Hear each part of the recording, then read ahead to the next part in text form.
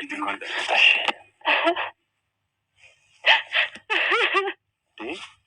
እያለቀሽ ነው እንዴ? ለምን ታለቅሻለሽ? አሁን እኮ እኛ ጋር ነው ያለሽ፣ ነጻ ሰው ነሽ። ብሩክ ደህና ነህ? እኔ ደህና ነኝ፣ ግን ከዚህ በኋላ ማልቀስ አያስፈልግም። እሺ አይዞሽ። በቃ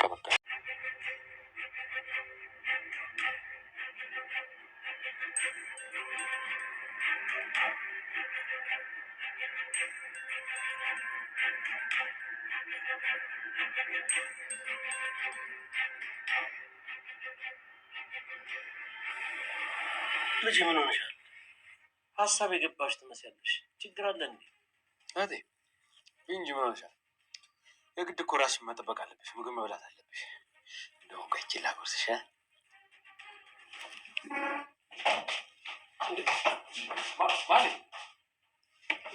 ምንድን ነው አንቺ?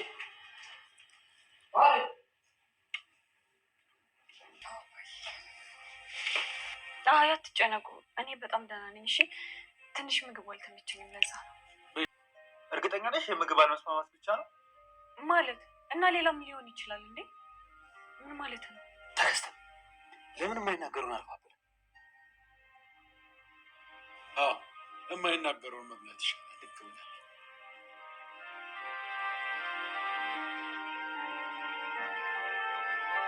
የአርጉም እህቴን አስረግዟት። ከዚህ ከምንም በላይ በእህቴ አለመታመን፣ እስር ቤት ከመግባቴ በላይ በአንቺ አለመታመን እኔን የሚጎዳኝ ይህንን ወቅ። እሺ በጣም ማዝነው ማለት በጣም እሺ። አሁን ደክሞኛል። ከአንተ ጋር የምጨቃጨቅበት ጉልበት የለኝም። አባቴ በውሰደኝ፣ ደክሞኛል። ከአያት ድራማ በባለፈው ክፍል እንዳየነው አጋች የሆነው ጸጋዬ እንዳመለጠና እንዲሁም ደግሞ ማህሌት እንደተፈታች አይተናት ነበር። ከታገተችበት ቦታ እንደወጣች ቀጥታ እሱ አለበት ወደ ተባለው ቦታ እንዳመራች አይተናታል። ከዛ በኋላ ብዙ ነገሮች ተፈጠሩ። አባት በስስት ልጁን ለማቀፍ ቸኩሏል። ግን ደግሞ ማህሌት የታለች የሚለው በጣም አጣብቂኝ ውስጥ የገባ ነበረ።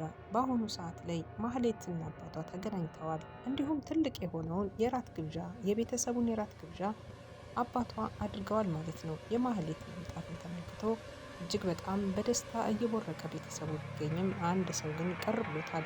ይህን መካከልም ደግሞ ወይዘሮ ሂሩት እንግዲህ በአሁኑ ሰዓት ላይ የልጄ ገዳይ ላይ ራት ቤቱ ላይ አልገኝም ብላ እሷ ብቻ ያልተገኘችበት ፕሮግራሙ ላይ የሆነ ቢሆንም በአሁኑ ሰዓት ላይ የደስታው ተካፋይ የሆኑ ሙሉ ቤተሰቡን አባትየው እያመሰገኑ ነበር። በዚህ መካከል ላይ ብሉ አትብሉ እየተባሉ ሲገባበዙም በመካከል ላይ የተፈጠረው የማህሌት ሊያስታውካት እንግዲህ እንደሞከረና ሊያጎርሳት የነበረውን በእጁ ላይ የያዘውን ምግብ እንደመለሰው አይተን ነበረ።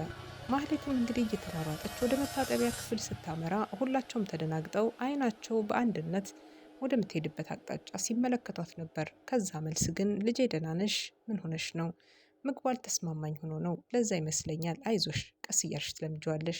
ያ በስባሳ እንዴት አድርጎ ምግብ ጥሩ ምግብ ሳይሰጣት ነው ያኖራት በማለት እስከ ዛሬ ድረስ የቆጨውን ያህል ሲናገር ነበር ሚኪያስ። ሚኪያስን እንግዲህ ያናደደው ነገር በብዙ ነገር ነው። በአንድ በማህሌት መያዝ ብቻ ሳይሆን በትርሲት ግድያ እንዲሁም ደግሞ የእሱ የሆነችውን ሴት ስላሳጣው ጭምር በዛ ምክንያት ይመስላል በጣሙም ተናዷል። ማህሌትን እንዳገኛት ሁሉ ሚስት የነበረችዋን ትርሲትንም ቢያገኛት እንደዛሬ በጣም እድለኛ ሰው እንደሆነ አድርጎ ነበር የሚያስበው ሚኪያስ። ለዛ ነው ንዴቱን በዚህ መልኩ የገለጸው ነበር። ተከስተም እንግዲህ ቀጠል ብሎ ብቻ ያስታወከሽ ነገር በእርግጠኝነት ይሄ ነገር ነው በማለት በምግቡ ብቻ ይመስላል፣ ምክንያቱም በሌላ ነገር ስለጠረጠረ ይሄ ብቻ ነው ብለሽ ታስቢያለሽ በማለት ሲጠይቃት እና ምን ሊሆን ይችላል ብላ እሷም ፈጠጥ ብላ መልሱን ትሰጠዋለች። ግን ደግሞ እውነቱ ከዛ የራቀ መሆኑን በርቀት የተመለከተው ተከስተ ብቻ ነበረ። ማህሌትም እንግዲህ ነገሩን ዋጥ አድርጋ ለማስቀረት የፈለገች ትመስላለች። በአባቷም እንዲሁም ደግሞ በእንግዶቹ ፊት ላይ ይህንን ነገር ልትዋረድ አልፈለገችም። ግን ደግሞ መደፈሯን አልረሳችውም። እንደተደፈረችና እንዲሁም ብዙ ስቃይና እንግልት እንደደረሰባት ለወንድሟና ለተከስተ ባገኘት ሰው የተናገረችዋ የነበረችዋ ማህሌት በቀጥታ ሚኪያስ ጥርጣሬውን አሳርፏል ማለት ነው። ምክንያቱም ደግሞ እህቴን ይሄ ባለጌ ደፍሯታል ማለት ነው፣ አልለቀውም፣ ባለህበት ቦታ እገልሃለሁ እያለ ብቻውን ሆኖ ሲዝት ነበር። የእህቱን አይን እየተመለከተ እሷም ደግሞ እየሰረቀችና እንዲሁም ደግሞ በክፉ ዓይን እየተመለከተችው ነበር። በተለይ ከትርሲት ግድያ ላይ እጁ እንዳለበት ስታስብ ማህሌት እጅግ በጣም በወንድሟ እያፈረችና እየተናደደች ነበር። ምክንያቱም ተከስተ አሁን ላይ ሁሉን እያንዳንዱ መረጃውን ይዞ ጨርሷል። በአሁኑ ሰዓት ላይ ተከስተ ሚኪያስን ለመጣል ዳር ዳር እያለ እየሄደበት የሚገኘው መንገድ በብዙ መንገድ ነው። አሁን ከአጋች ጸጋዬ ያተረፍከውን ገንዘብ ግማሹን ትሰጠኛለህ በማለት እንቅ አርጎ ይዞታል። ተከስተና ሚኪያስ ፊት ለፊት ተፋጠዋል። ያሁኑ የከበደ ነው፣ ከሌላው ጊዜ የተለየ ነው። ምክንያቱም ሚኪያስ በእንደዚህ አይነት ሁኔታ አይቶት አያቅምና አሁን ላይ ተከስተን በጣም ተናዶበታል። እንዲሁም ደግሞ ምን አስቦ ነው ምን ቢያቅድ ነው የሚለውን ነገር ለማወቅ ይመስላል አይኑን አተኩሮ በጣም ሲመለከተው ነበር። ተከስተንም እንደዛው ሲመለከተው እንደነበር ከሚኪያስ ጋር በስተመጨረሻ አይተናቸዋል። የሁለታቸው ጓደኛሞች መፋጠጥ እንዲሁም ለዘመናት የደበቁት ሚስጥር መጋለጫው ሰዓት የደረሰ አይመስላችሁንም? ምክንያቱም ደግሞ ሁለታቸው ብዙ ጊዜ ያሳለፉትን የወንጀል ስራዎችና እንዲሁም አብረው እየተባበሩ ብዙ ነገሮችን ቢያሳልፉም አሁን ላይ ወደ መካፈሉ ሲመጡ ወደ ጸብ እየደረሱ መሆናቸውን አይተናል። ርብቃም እንግዲህ የተናገረችው አንድ ንግግር ነበር።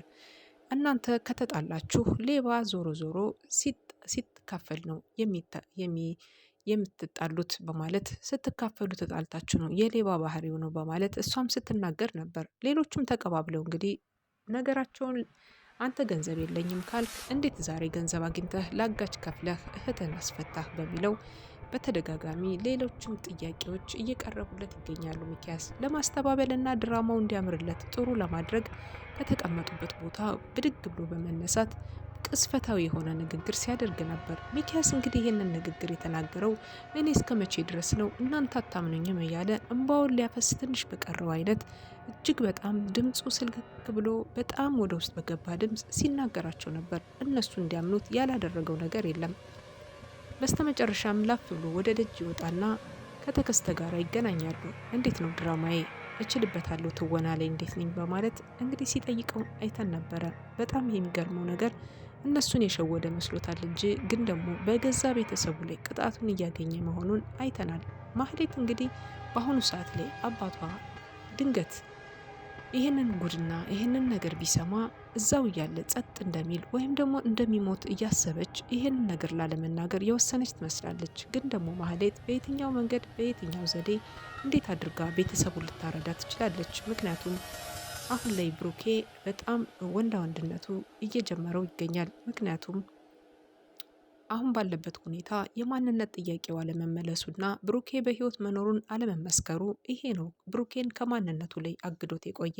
ከዚህ በኋላ ብሩኬ ትክክለኛ ማንነቱንና ትክክለኛ ሰብአዊነቱን ይዞ ከቀጠለ ስለ ቤቱ፣ ስለ ልጆቹ እንዲሁም ደግሞ ስለ አንዳንድ ነገሮች ማስተካከል የሚችል ትልቅ አባወራ እንደሚሆን ራሱን እየገነባና እንዲሁም ደግሞ ለራሱ እየነገረ ይገኛል። ከዚህ በኋላ ብሩኬ ለሚኪያስም ይሁን ለሌሎቹ ጠላቶቹ የሚንበረከክ አይሆንም ማለት ነው። ለልጆችም ምርጥ አባት እንዲሁም ደግሞ ለሚያፈቅረውም ለልዕልትም ምርጥ ባል ለመሆን ዝግጁ መሆኑን ለቤተሰቡ አለኝታና ተስፋ መሆኑን ሊያሳይ ቆርጦ ተነስቷል።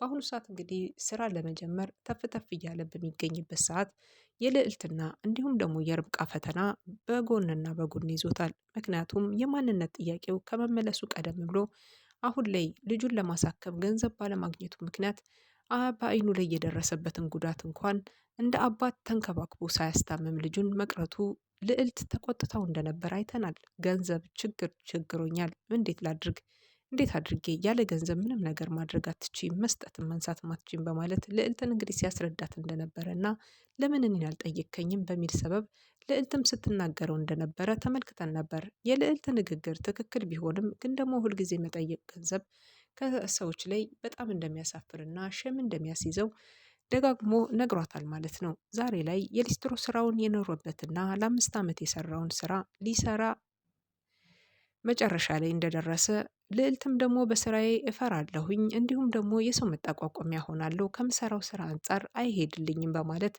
በሷ በስራዋ ላይ ልታፍርብኝ ትችላለች ብሎ በማሰብ ላይ ይገኛል። እንዴት እንደዚህ ብላለች እያለ እየተገረመ ይገኝ ነበር። ምክንያቱም ደግሞ ከምሰራው ስራ ጋር አብሮ ሊሄድልኝ አይችልም፣ የእሷ ፍቅረኛ ሊስትሮ ነው እባላለሁ ብላ ስትል ነበር። በተደጋጋሚ እንግዲህ ነገሮችን እየሸወደ የሚገኘው ሚኪያስ አሁን ላይ መጨረሻው የደረሰ ይመስላል። ምክንያቱም በተከስተ ሙሉ ፋይሎችን በእጁ እየሰበሰበ ይገኛል። የተከስተና እንዲሁም ደግሞ የሚኪያስ ጸብ እውነቱን ያወጣዋል ብዬ አስባለሁ። ሚኪያስ እንግዲህ ራሱን ነፃ ለማውጣት ብዙ ድራማዎችን ብዙ ትወናዎችን ሲሰራ ቢቆይም በአሁኑ ሰዓት ላይ ግን ይሄ ትወና የሚያስኬደው አይነት ባለመሆኑ ሌላ አቅጣጫዎችን ሊቀይር ይችላል። ኢንስፔክተር እንዲሁም ደግሞ ሌሎች ኮማንደሩንም እንዲሁ በወንጀል ውስጥ እንግዲህ ተሳታፊ አድርጓቸው የቆዩ ብዙ አባላቶች አሉ። ከነዚህ መካከል እንግዲህ ከተከስተ ጋራ በአንድ ላይ ሆነው ብዙ ነገሮችን እያጠፉ ይገኛሉ። ግን ቢሆንም ደግሞ የጊዜ ጉዳይ እንጂ ሁላቸውም የእጃቸውንና የዋጋቸውን ማግኘታቸው አይቀርም። ማህሌትም እውነቱን ማጋለጧና እንዲሁም ደግሞ የማህሌትና እንዲሁም የሚኪያስ እናት የት እንዳለችና የት አካባቢ እንደሆነች ፈልጎ እንዲያገኛት እህትህን እንዳገኘሃት እናትህንም ፈልገህ አግኛት በማለት አሁን ላይ እንግዲህ አባትየው አደራ እየሰጠው ይገኛል። አባትየው በጸና እንግዲህ የታመሙ ሲሆኑ አሁንም ድረስ ይህንን ነገር ልባቸው እርፍን ለማለት ሚስትየዋን ማግኘት እንደሚፈልጉ እየተናገሩ ይገኛሉ ማለት ነው። ይሄ ጉዳይ እስከ የትኛው ጉዳይ ጋር ይያያዝ ሲሆን ብላችሁ ታስባላችሁ? ውድና የተከበራችሁ እንግዲህ ቀጣዩን ክፍል ደግሞ የምንመለከት ይሆናል። እስከዛው ሰናይ ቆይታ